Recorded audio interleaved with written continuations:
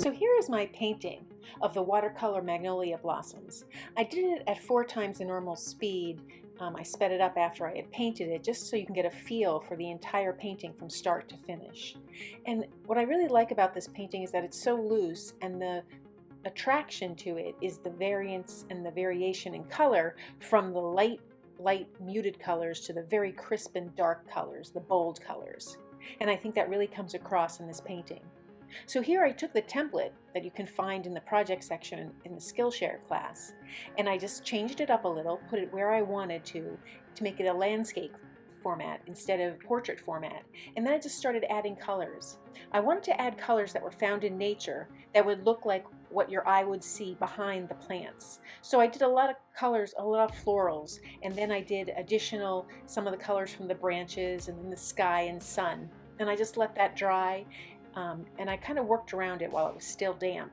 And then I went right to work on the petals. The petals were my favorite part because I felt like you could be really expressive with them.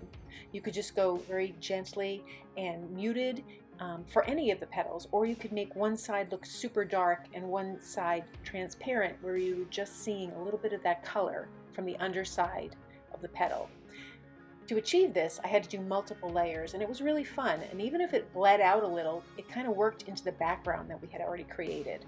So I really like that effect. It becomes very wispy, very light and elegant. The shape of the petals are what's really dramatic. When working on the branches, I didn't want it to take away from the beauty and the boldness of the petals, so I tried to make sure all the branches were very cohesive. There was just a little variation in the depth of color for each of them, but for the most part, it was just one and the same. They could be interchangeable no matter where you put them on the painting. And I liked the way that came out. I thought it made the petals and the delicate nature of the flowers really stand out.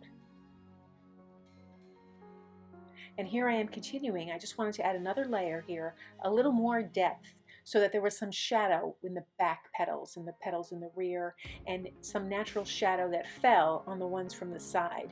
I think that gave a really interesting effect, and it kind of tied it all together. There was no harsh white.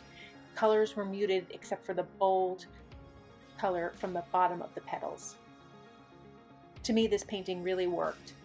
What I liked about it is I did it in purples, but you could do it easily in pinks, reds, even peaches. Magnolias tend to come in whites, reds, pinks, and purples, and some yellows, but I really feel with the painting, the way it's so whimsical and abstract, you could use almost any color that you wanted, even blues, and it would still look very elegant and very light.